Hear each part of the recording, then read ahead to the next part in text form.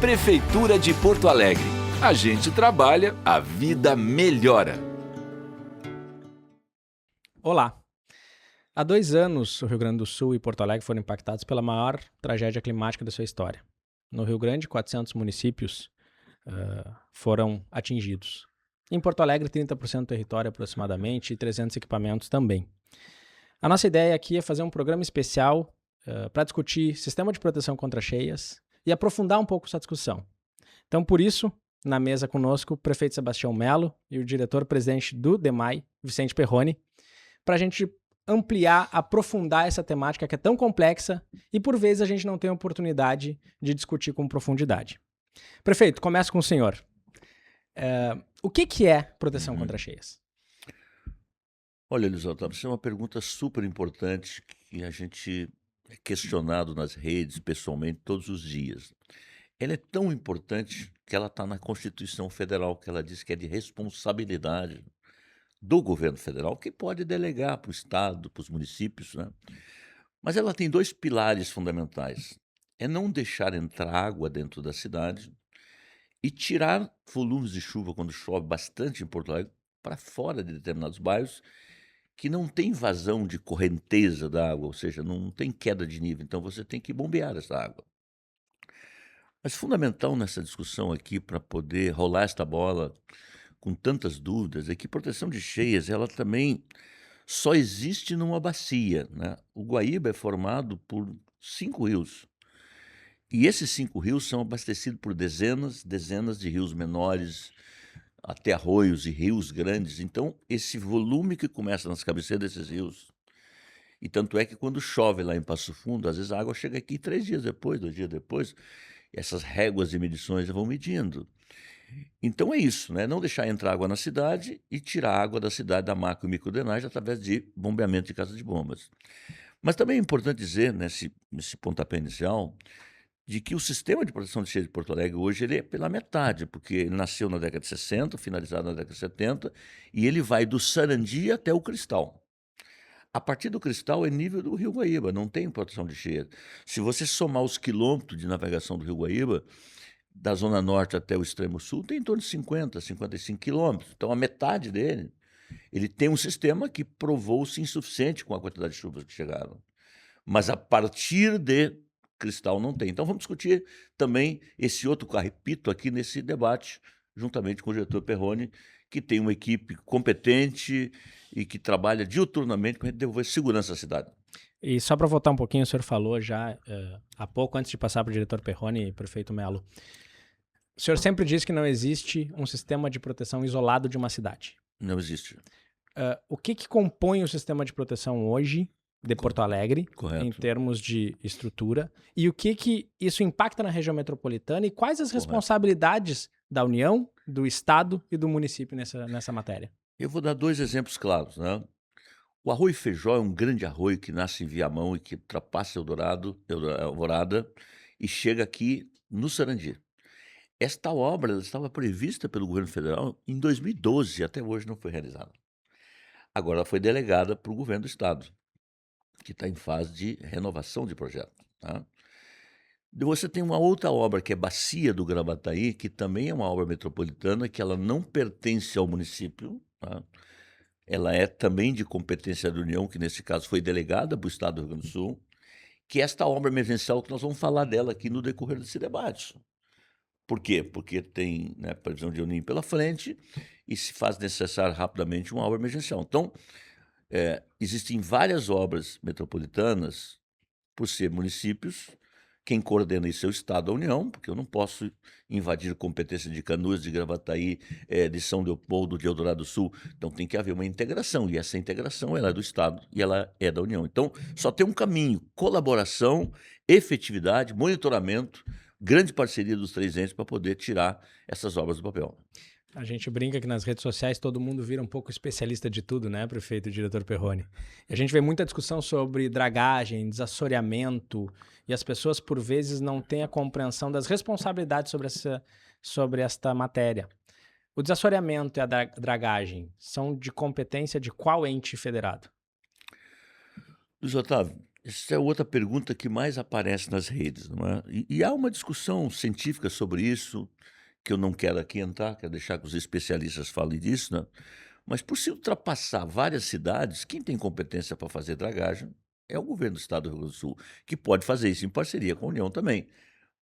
Com o município não é. O município tem várias atribuições. Pra limpar arroio, dragar arroio é com o município. O arroio Ipiranga é com o município. O arroio Cavalhado é com o município. O Mendissal é com o município. Agora, dragar o Guaíba não é competência do município de Porto Alegre. O que o governo está fazendo é dragagem do canal de navegação. Agora, essa outra dragagem é um debate necessário, interessante, que deve ser feito com os órgãos competentes para isso. Perrone, dá para dizer então que o sistema de proteção para dentro da cidade é responsabilidade do município. Exatamente, Luiz Otávio. O sistema de proteção ele é composto por vários elementos urbanísticos bastante conhecidos, que muitas vezes passam desapercebido como elementos de proteção de cheias. Alguns exemplos: a Avenida Diário de Notícias, a Avenida Edivaldo Pereira Paiva, a nossa Orla 3, Orla 2 e Orla 1, a própria usina do gasômetro, o Muro da Mauá, Avenida Castelo Branco, a Freeway.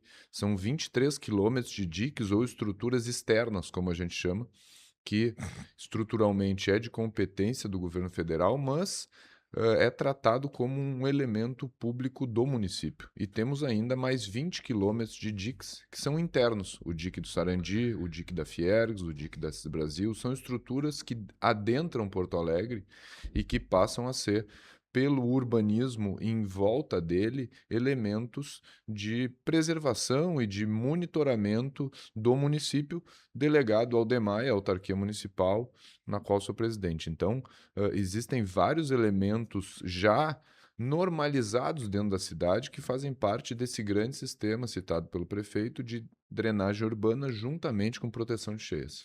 É importante, Luiz Otávio, assim, ó, o que é um dique, né? É só uma argila bem, né, esteiada ali para fazer uma proteção para não entrar água na cidade. O que aconteceu da década de 50, 60 para cá?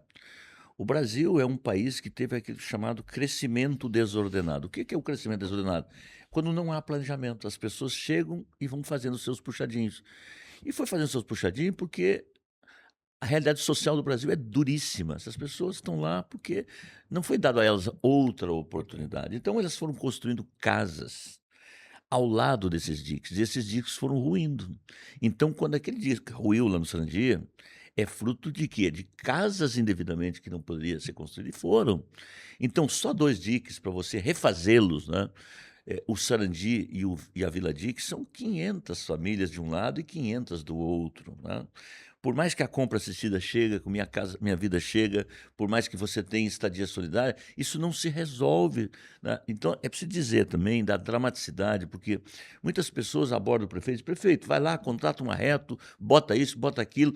Não é assim, tem que ter técnica, tem que ter engenharia, sustentabilidade, ou seja, fazer obra numa cidade viva é o que há de mais complicado num país de burocracias enormes. Então, nós estamos fazendo muitas obras, algumas entregamos, várias entregamos, um volume grande de obras, mas não tem como sair do papel sem um planejamento ordenado. Então, né, Perrone? Então, isso também acho que é importante dizer para as pessoas, que as pessoas pensam assim: nada foi feito? Não, foi feito muito, a cidade está muito mais segura. Mas nós estamos falando aqui quase 3 bilhões de investimento nessa área, e que, é claro, se envolve drenagem, envolve bacia de contenção, isso envolve casas de bombas novas, reformar as antigas, ou seja, é um conjunto de ações que lá no final você vai ter uma cidade muito mais segura.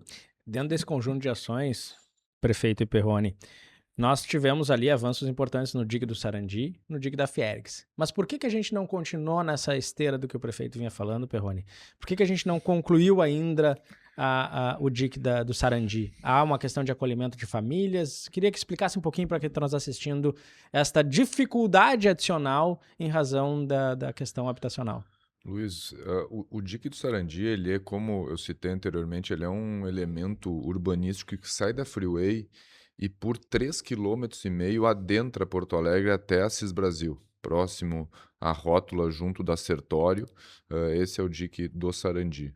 Ali moram, como o prefeito disse, mais de 500 residências. Estamos falando de 2, 3 mil pessoas que moram literalmente em cima ou próximas, muito próximas ao dique, numa área de intervenção. Então não podemos fazer, ao mesmo tempo que somos diligentes, responsáveis e o mais ágil possível, não podemos ser negligentes ao ponto de colocar um maquinário pesado, e muitas vezes pessoas dizem que é só colocar argila e compactar. Isso são máquinas muito pesadas, projetos bastante grandes, com 30, 40 metros de largura, 10 metros de altura, sabe?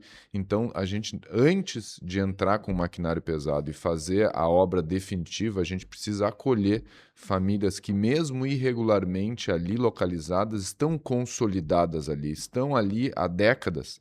Então, essa negligência não pode passar perto nem da prefeitura, nem do DEMAI. Então, o primeiro passo é o acolhimento, é a tratativas com as pessoas. Existem muitas situações de pessoas que ganham mais do que os programas permitem, casas que possivelmente valem mais do que o programa paga. Então, isso é uma governança do governo federal, junto com o governo do estado, com dinheiro também do município. Então, são várias secretarias do município, junto com o estado, junto com o governo federal, construindo soluções. Em menos de 2 anos, já acolhemos e retiramos mais de 200 famílias em 6, 7 frentes de trabalho de acolhimento e retirada de residências irregulares. Então, é um trabalho, lembrando que em 2 anos não teremos todo o sistema pronto, mas é cada dia melhor do que o dia anterior. Mais investimentos, priorização de obras, comportas, condutos forçados, os diques onde houve rompimento, onde não há pessoas em cima, a gente está fazendo obra.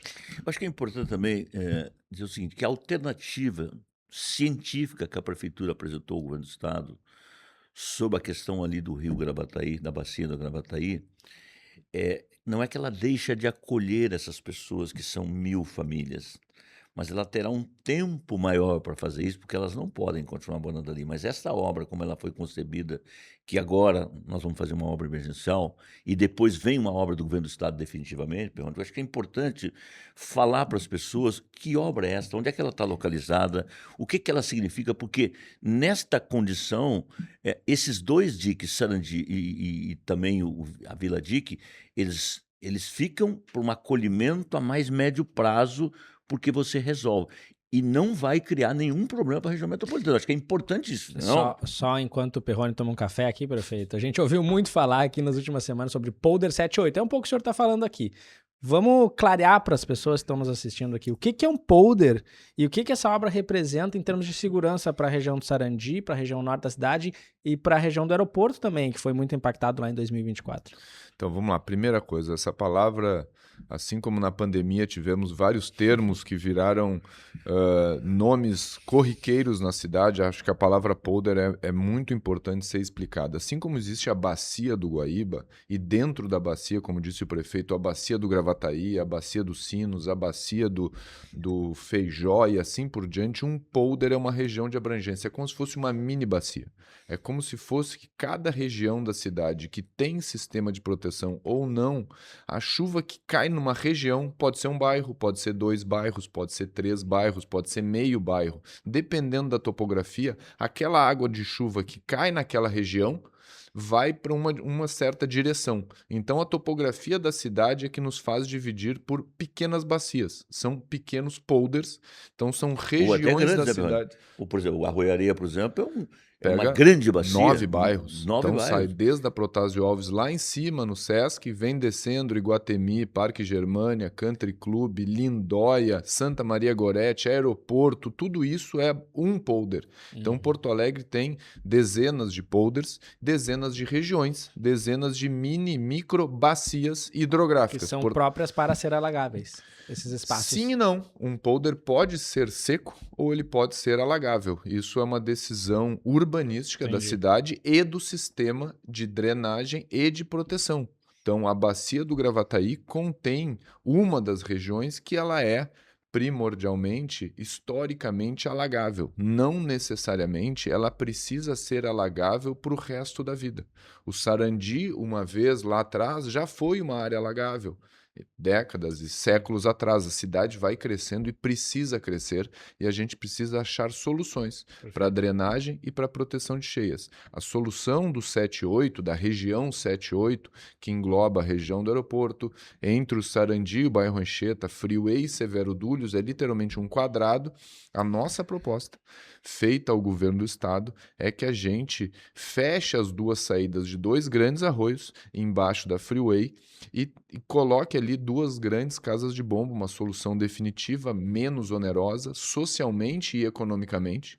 Obviamente, todos os estudos de impacto ambiental em Porto Alegre e na região metropolitana estão sendo feitos, estão sendo propostos ao governo do estado e ao governo federal. Não seríamos irresponsáveis e negligentes de propor algo que tivesse um impacto significativo em nenhuma das regiões, até porque os órgãos competentes, tanto federais quanto estaduais, principalmente, FEPAM, não licenciaria uma obra que tivesse os impactos que muitas vezes se dizem e que a gente tem a tranquilidade pelas empresas contratadas pelo DEMAI, pela prefeitura, que são as mesmas do governo do estado, que são empresas de renome mundial, que estão nos subsidiando com informações para que a gente tenha a tranquilidade de propor obras e soluções que sejam menos onerosas, mais rápidas e que não tenham um impacto ambiental significativo em nenhuma cidade vizinha de Porto Alegre. Para quem está nos assistindo, enquanto o diretor Perrone falava, tá aparecendo as imagens aqui ilustrativas, que elas não são um projeto final, mas são imagens ilustrativas para clarear para quem está nos assistindo. E já falaste, mas eu queria só voltar nesse tema, Perrone. Tem muitas manifestações aí nas redes sociais que a gente percebe, de lideranças das cidades da região metropolitana, fazendo, de certa forma, um alarmismo em relação a essas obras desse potencial, na visão dessas pessoas, impacto nessas cidades. A gente pode afirmar que, com certeza, não terá esse impacto dito aí pelas essas lideranças? Exatamente. Vou fazer uma rápida explicação do tamanho das dimensões para todo mundo ter uma ideia de proporcionalidade. O Rio Grande do Sul ele tem mais ou menos, ele é um quadrado jogado para o lado, assim. Então ele tem 500 km por 500 km. Isso são 250 mil quilômetros quadrados. O Guaíba recebe água de 85 mil quilômetros quadrados. São 1/3 do estado, mais ou menos, chove e vem a Porto Alegre. O Gravataí é uma das menores bacias desta região, em torno de 2.500 a 3.000 quilômetros quadrados. A região que nós queremos fechar, entre aspas, secar, ela tem 4 quilômetros quadrados. O percentual disso em relação à bacia do Gravataí, em relação à bacia do Guaíba, que é logo ali à frente. Então ela sai da bacia do Gravataí e em poucos quilômetros já está na bacia do Guaíba, que é essa bacia de 85 mil quilômetros. Então a gente está falando de 4 quilômetros quadrados numa bacia de quase 3.000 quilômetros dentro de uma outra bacia de 85 mil. Então, a área que nós estamos querendo secar ou fazer a intervenção, a gente está falando de milímetros, no máximo 1-2 centímetros de impacto nas cidades vizinhas, juntamente com o governo do estado. Tudo isso, todas as obras em conjunto com o governo do estado, por isso a competência federal delegada ao governo do estado, que é quem regula e quem conversa de forma muito transparente, muito tranquila com todos os municípios. A gente sabe que as redes sociais muitas vezes geram esse efeito de propagação de informações, às vezes corretas, às vezes não digo nem de má intenção, mas que muitas vezes a gente precisa contrapor com dados científicos, dados técnicos, e é o que a gente está fazendo, a contratação de estudos bastante renomados. A gente está há mais de ano estudando esse tema para propor algo sério com um embasamento técnico ao governo do estado. Eu agora queria voltar um pouco para dentro da cidade, porque nós estamos falando muito até agora de não entrar água na cidade, né? Exato. E eu quero conversar um pouco porque o que faz, né, digamos assim, melhorar, né, a questão da chuva que cai na cidade? Primeiro, você tem que investir alguns milhões aí de macro e microdrenagem. Você tinha uma cidade concebida para milhares de pessoas e hoje essas redes de esgotamento sanitário, de drenagem urbana, todas elas não foram, às vezes, redimensionadas pela quantidade de pessoas. Então, isso é uma realidade dos últimos 50, 60 anos. Então, cada vez que você faz um edifício novo, você tem que refazer essas obras, são obras antigas. Então, nós temos que investir pesadamente na macro e microdrenagem. O que é a macrodrenagem? Aquela, pesadamente, são as bacias de contenção, você ter redes adequadas, cai quantidade de chuva, por exemplo, no Maitá, enormemente. A casa de bomba que está lá hoje, virão outras novas, não dá conta quando cai 100, 200 milímetros em 2, 3 horas. Então, essa água precisa ir para um local, ser contida naquele local e depois ela ser escoada adequadamente, como o mundo faz isso, como a Holanda faz, como outros países fazem, né? Então, nós também estamos trabalhando fortemente nesta matéria macro e microdrenagem e casas de bombas novas e também casas antigas, que são 23, muito mais modernizadas, Perrone. Acho que é importante nós falarmos disso. O que é uma casa de bomba? Como é que ela funciona? Nós temos rede elétrica que até então e ainda tem problemas de cair energia, você tem que botar os geradores, não é? Mas os geradores nem sempre conseguem mover todos os motores. Agora tem uma robustez de energia que está chegando, já a primeira parte entregue.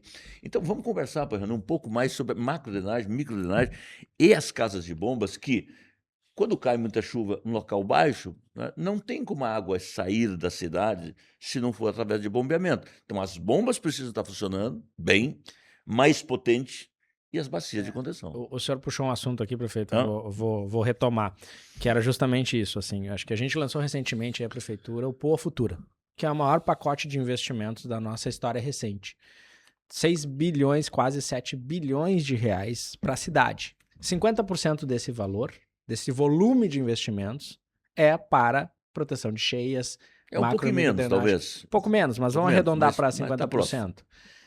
Esse investimento, Perrone, nós estamos falando praticamente aí de 20 anos, de 30 anos ou mais de investimentos do DEMAI em 4 a 5 anos pela frente. O que a gente já executou, aproveitando o gancho do prefeito, dentro desses investimentos recentes? O que está para executar? Também as pessoas já ouviram muito esses números, as pessoas às vezes são impactadas por número aqui, número acolá, mas dá dimensão para a gente desses investimentos feitos recentemente e o que tem pela frente. Vamos lá.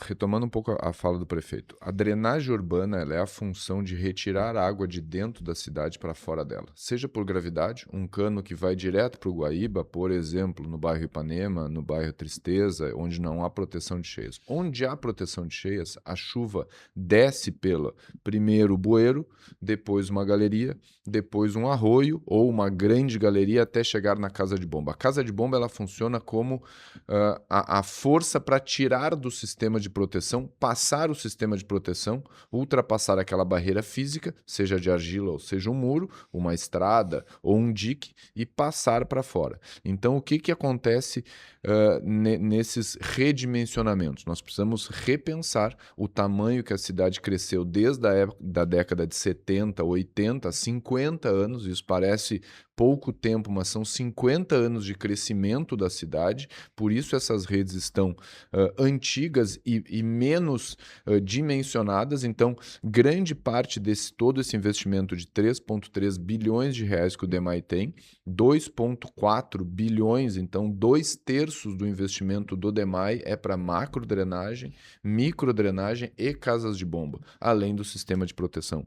Então, grande parte, o maior volume desse dinheiro é para redimensionar redes, redimensionar casas de bomba e, como disse o prefeito, fazer bacias de contenção. O que são bacias de contenção? São grandes piscinas onde a água da chuva, em vez de ficar na rua, em vez de ficar nas galerias, em vez de ficar nas bocas de lobo, ela fica em bacias, em piscinas, e aos poucos, com a engenharia tirando o nível dela, aos poucos vai para a casa de bomba. Então, em vez de termos uma casa de bomba de 10 vezes o tamanho da atual, com bacias de contenção, a gente consegue fazer uma casa de bomba 4 vezes maior. Então, a gente sai de uma estrutura de X, por exemplo, 10 mil litros por segundo, em vez de ir para 100 mil litros, que seria muito mais dinheiro, a gente faz grandes bacias intermediárias, segurando essa água e aos poucos ir liberando para a casa de bomba. Então, a drenagem, ela nada mais é do que isso, é retirar a água da chuva de dentro da cidade para fora dela. Por isso as casas de bomba são tão importantes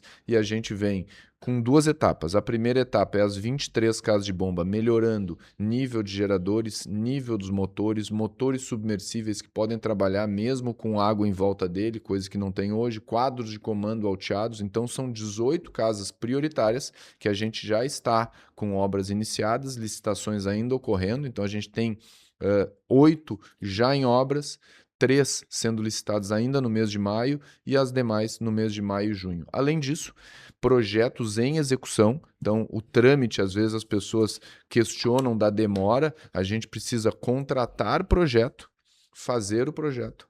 Depois de feito o projeto, nós licitamos a obra e executamos a obra. Todas as novas casas de bomba, são 9 casas de bomba na cidade, todas já estão com projeto contratado em execução. E a gente pretende licitar nos próximos 10, 11 meses, todas essas 9, sendo 1,1 bilhão de reais licitados nos próximos 10 a 11 meses de 9 casas de bombas novas. A gente pode... Acho que é bom lembrar também que todas essas 23 casas de bombas, elas foram tomadas pelas enchentes. Então, veja, o primeiro desafio foi botar o sistema funcionar, a cidade em pé. E sem casas de bomba funcionando, não teria cidade em pé. Então, acho que essa é a primeira questão. Elas estão passando por melhorias, bombas novas, casas de bombas novas, mas o primeiro desafio foi o seguinte: vamos botar a cidade em pé. E também é importante dizer que do Lami ao Sarandi, do Sarandi, né, o Partenon, as ilhas, a Lomba, você tem 27 bacias hidrográficas. Então, você pega lá Bom Jesus, o Arroio Mendissá é uma bacia hidrográfica. Você pega Cavalhada, tem o Arroio Cavalhada. Você pega o Arroio Moinho, que começa lá em cima, atrás da PUC. Então, essas águas, quando elas caem na cidade, elas vão para um arroio. E esse arroio deságua no Guaíba. Então, você vê, por exemplo, o Ipiranga, quando vem muita chuva, aquela velocidade que a água vem passando por todos os bairros, são 11, 12, 13 quilômetros, lá da divisa de Viamão até... né, chegar a nosso perto do gasômetro. Pois bem, então, agora, quando isso não acontece por gravidade, é o que o diretor falou. Só tem uma maneira. A água que caiu do lado lá do dique do Sarandi, se ele não tem como escorrer, porque tem um dique, ou você bombeia, ou a água entra na casa das pessoas. Então, essas duas atitudes são fundamentais. É não deixar entrar a água e tirar com rapidez, com eficiência, a água que cai às vezes muito dentro da cidade quando chove muito. Uma das discussões que a gente teve sobre casas de bomba lá em 2024 foi a questão da energia, né? O prefeito falou bem aqui, as casas de bomba foram tomadas. E se discutia gerador, isso foi uma pauta recorrente em certo momento. O gerador, ele funciona e até que medida ele funciona? E o que a gente está fazendo para corrigir isso, né? Porque se tem também, o prefeito sempre pautou a questão da dupla alimentação. Como é que está essa situação hoje? É importante, a primeira coisa, dizer o seguinte: numa crise, ou a gente buscava culpado ou soluções. Me doía profundamente quando eu ouvia tantas pessoas dizer que a razão dos alagamentos em Porto Alegre foram as casas de bomba. Não foi isso. Não foi isso. Não. As casas de bomba também foram tomadas pela água. A rede alimentadora é o seguinte: até as enchentes era a mesma que alimentava as empresas do entorno, as casas do entorno. A contratação que nós fizemos agora, na CE Equatorial, de 18 milhões, é você ter uma segunda linha. Tu mantém aquela linha e tu tem uma segunda linha que, em caso daquela cair, essa entra em funcionamento. Isso, parte foi entregue. automaticamente. Parte foi entregue. Né?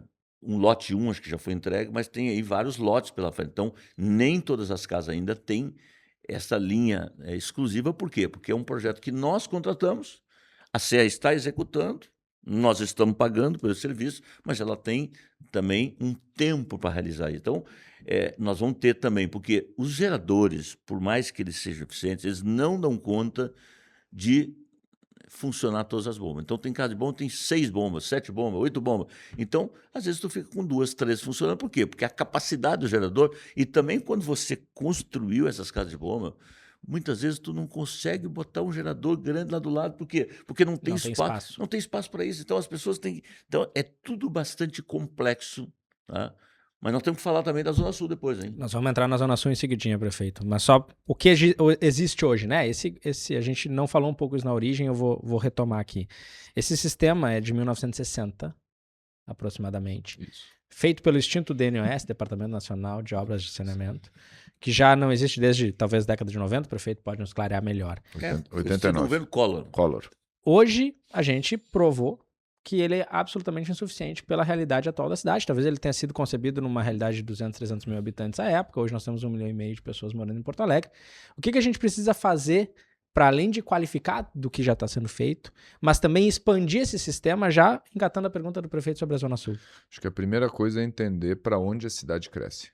Como a cidade cresceu, quais são as principais demandas. Então, isso parte de um plano municipal de saneamento básico. Então, iniciamos, era um processo de licitação que estava parado há muitos anos, retomamos isso, estamos em vias de contratação num plano municipal de saneamento básico. Saneamento básico ele contém 4 eixos: drenagem, água, esgoto e resíduos sólidos. A partir disso, dentro desse plano, ele vai dizer quanto chove com as mudanças climáticas, a nova chuva, a nova impermeabilização, quanto de investimento é necessário, novas... É a readequação dos famosos que a gente falou há pouco tempo, polders ou regiões da cidade. A partir disso, tem todo esse dimensionamento e muitas das regiões que vão sofrer as intervenções já têm esse novo plano de drenagem urbana. A partir disso, a gente consegue planejar as novas casas de bomba, as novas galerias. É isso que a gente está fazendo. Estudos de concepção, que envolve isso, quanto está chovendo, qual a impermeabilização, qual o tamanho de cada região e qual a necessidade de casa de bomba, galeria, bacias de contenção e tudo mais para aquela região, e a partir disso, novas casas de bomba.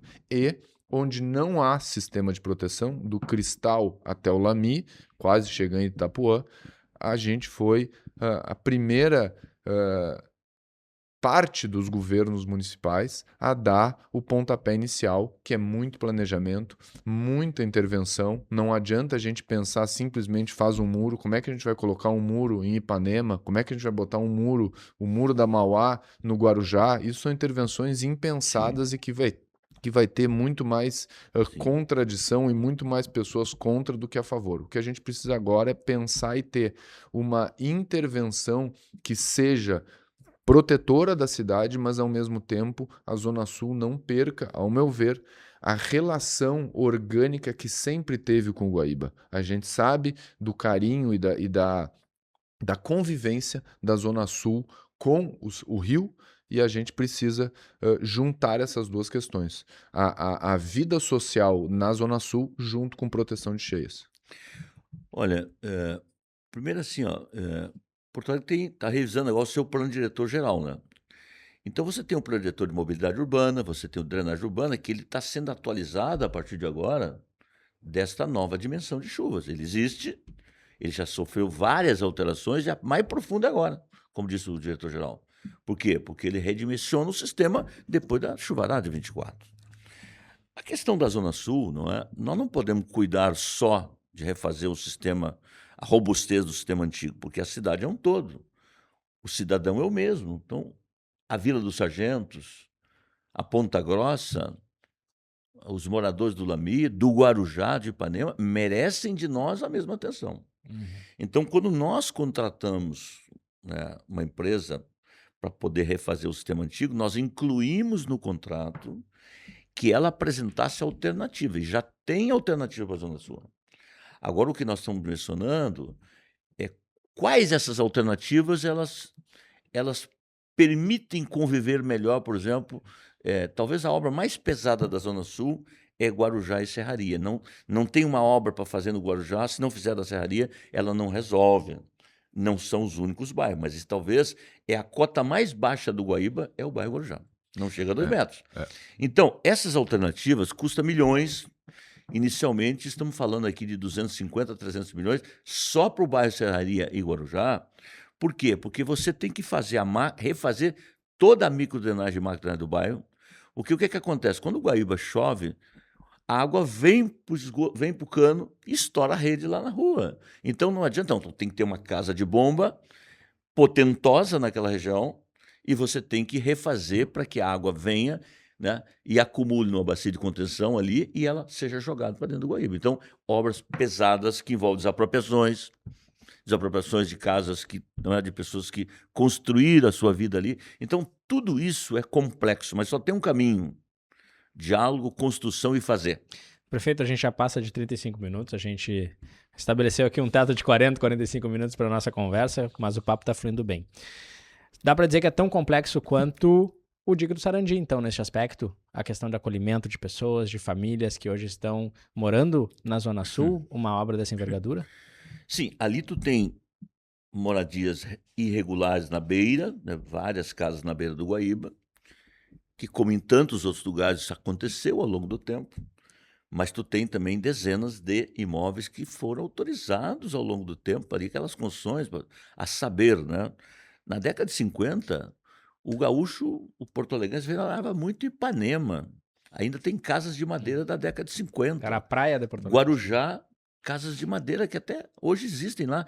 Era o veraneio do porto-alegrense, boa parte, né? E esses bairros tornaram, ao longo do tempo, adensados, construíram casas, né, que às vezes tem casas melhores, casas, né, mais de menor tamanho, mas então sim, então você não faz uma intervenção nisso indenizando essas pessoas. Por quê? Porque o poder público, ele permitiu essas construções. Então, se ele permitiu essas construções, ao tomar uma decisão de fazer uma obra pública, ele automaticamente tem que indenizar essas pessoas. Então, isso tudo é muito complexo, porque se você se afastasse 2, 3 ruas para cima, seria um tipo de obra. Se tu quer manter a Avenida Guarujá, se você quer manter a Avenida Guaíba, com todo aquele olhar para o rio, ou você vai botar um dique alto, ou você vai fazer um jardim suspenso ali, um parque suspenso, que as pessoas caminháveis, e tudo isso tem solução de engenharia, tem que ter solução urbanística, sustentável, com muito dinheiro. Então, este é um dos desafios enormes da Zona Sul, não é o único. Belém tem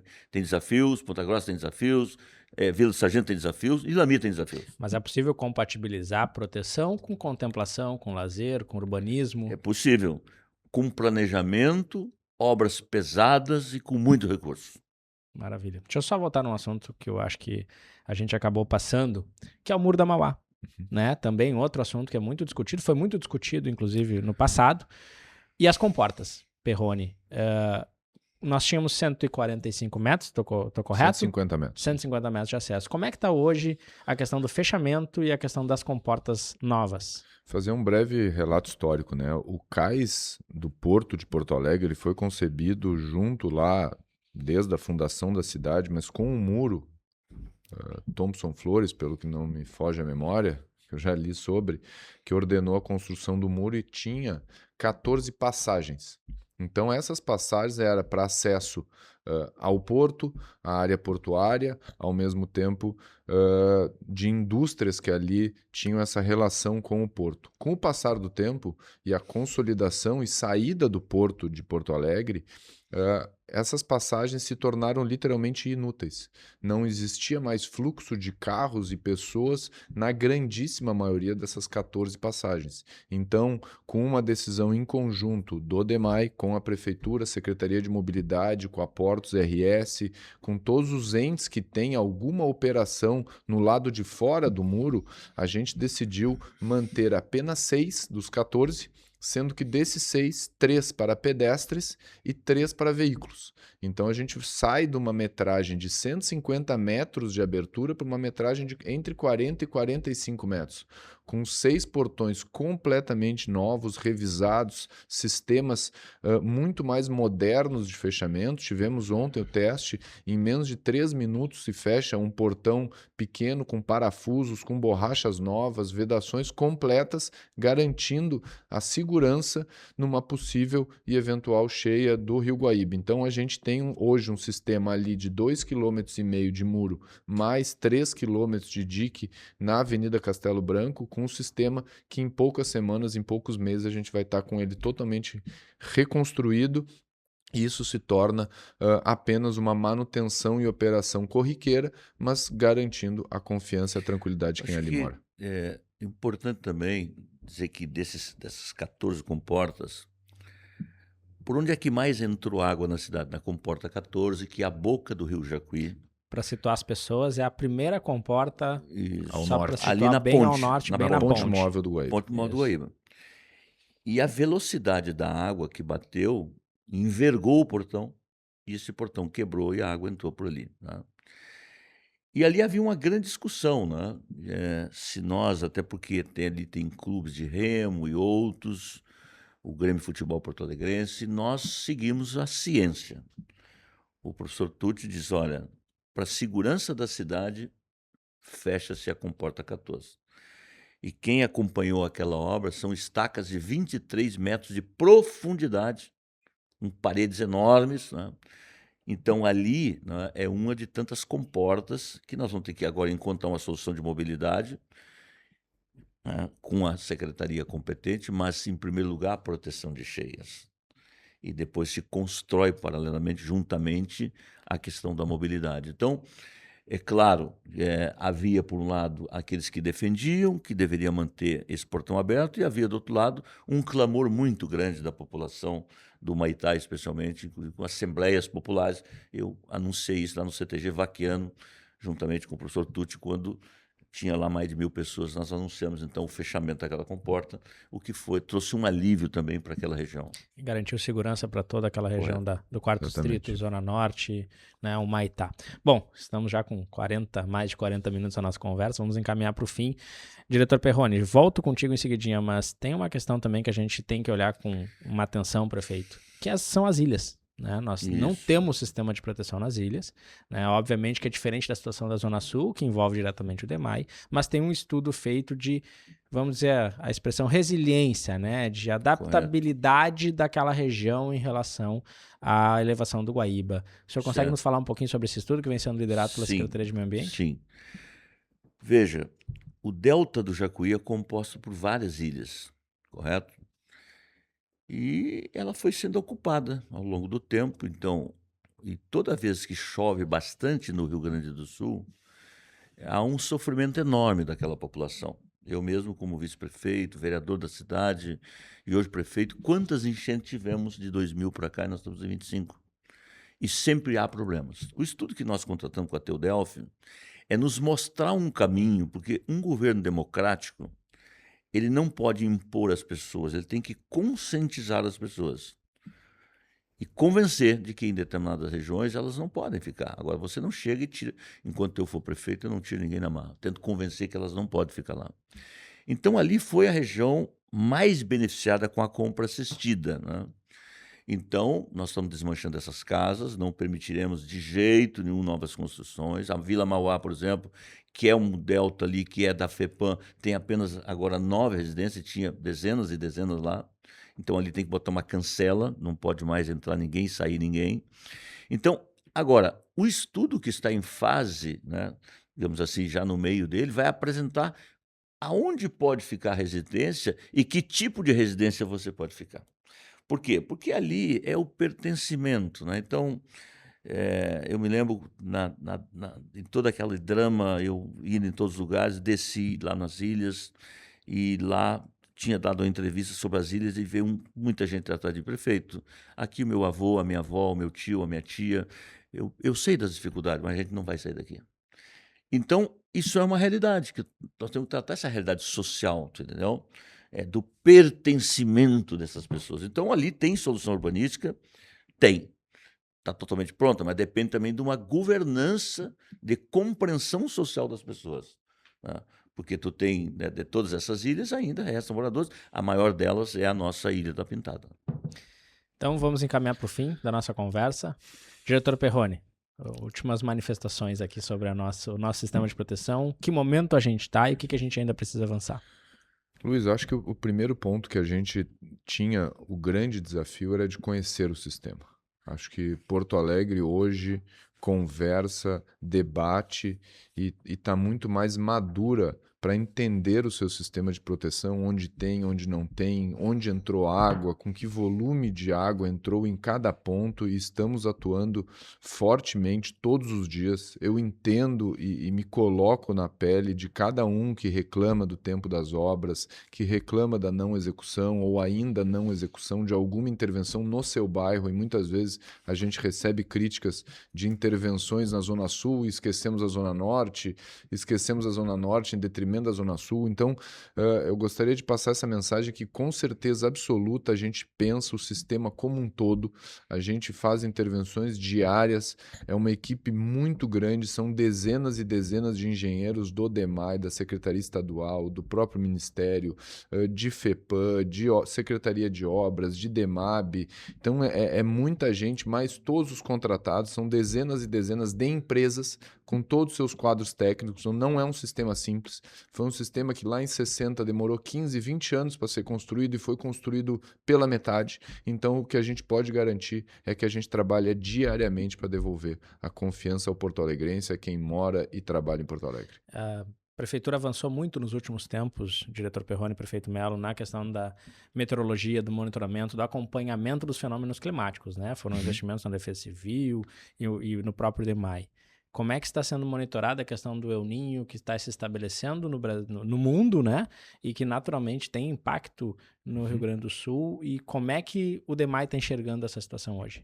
Então a gente vê desde janeiro, fevereiro, essa evolução do El Niño. A gente tem reuniões periódicas com a Defesa Civil, com as empresas contratadas, também com as empresas contratadas do governo do estado, para ver toda a evolução de qualquer mudança climática de curto prazo que venha acontecer. El Niño não significa enchente, El Niño significa um aumento de chuva na região sul da América do Sul, que engloba o Rio Grande do Sul, que engloba a Argentina, o Uruguai, não necessariamente nos mesmos volumes de 24 ou não necessariamente na mesma intensidade e período curtíssimo de tempo. Lembrando que choveu 300, 400, 500, até 1.000 milímetros em 3, 4 dias em 2024, por diversos fatores combinados.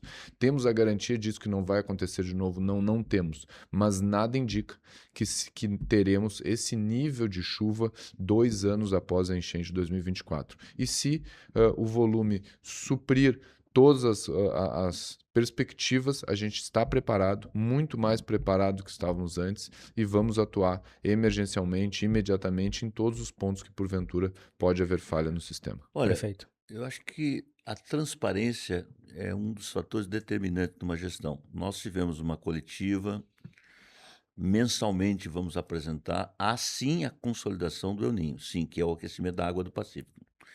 Isso muda a atmosfera dos ventos, quantidade de chuvas. O que não dá para dizer é a quantidade, com responsabilidade. Eu sempre digo, a gente numa sala de crise sempre prepara para que aquilo que a gente não quer que aconteça. Então nós estamos, né, trabalhando muito, inclusive nesta obra emergencial, que ela tem tudo a ver, né, tudo a ver com essa questão da formação do El Niño. Portanto, ela é uma obra que ela tem que ser rapidamente, portanto, tomamos todas as providências, visitando os órgãos de controle, né, para que ela possa sair rapidamente. Essa obra que o senhor fala é, só para situar o nosso ouvinte, das bacias da Zona Norte, dos folders 7 e 8, famosos folders que o Perrone já explicou. Que envolve Zona Norte e praticamente toda a cidade, mas especialmente o aeroporto Salgado Filho. Mas eu queria deixar aqui uma mensagem de muita esperança, né, e de mudança. Né? Nós juntos superamos a enchente, juntos. Salvamos vidas, reconstruindo cidades. Né? E as mudanças que estamos fazendo é para fazer um sistema antigo muito mais protetor da cidade, proteção da cidade, e um sistema novo que a cidade não tem hoje a partir do Cristal. Então, nós fizemos muitas obras, outras estão em andamento e outras virão. E seremos incansáveis nesses quase 3 anos que nos restam de mandato. Entre tantos desafios que tem a cidade, não é o único, mas eu diria que o principal desafio da cidade, porque ninguém vai investir no Quarto Distrito, no Sarandi, no Centro Histórico, em tantas áreas atingidas, se ele não sentir segurança de proteção contra cheias. Por isso eu quero agradecer a todos os empresários, a compreensão da população, porque é um tema duro, difícil. Você imagina a pessoa que perdeu tudo, perdeu até a fotografia da família, que sofreu barbaramente nesse processo. Essa dor é uma dor enorme, mas nós, desde o primeiro momento, não procuramos buscar culpados. Nós estamos juntos buscando soluções, e eu quero dizer, por fim, que vamos entregar uma cidade hoje muito mais segura, de proteção contra cheias e muito ainda mais no final do nosso mandato. Muito obrigado, prefeito Sebastião Melo, diretor-presidente do DEMAI, Vicente Perrone. A gente encerra o nosso programa especial sobre proteção contra cheias aqui. E eu convido a quem está nos assistindo a compartilhar com seus amigos, com a sua família, esse debate tão profundo, num assunto tão árido muitas vezes, mas que é importante a gente cada vez mais discutir, conversar, dialogar. Afinal de contas, o que impacta a nossa vida, impacta o Rio Grande e impacta o Brasil. Muito obrigado, prefeito. Obrigado, Perrone. Obrigado. Prefeitura de Porto Alegre. A gente trabalha, a vida melhora.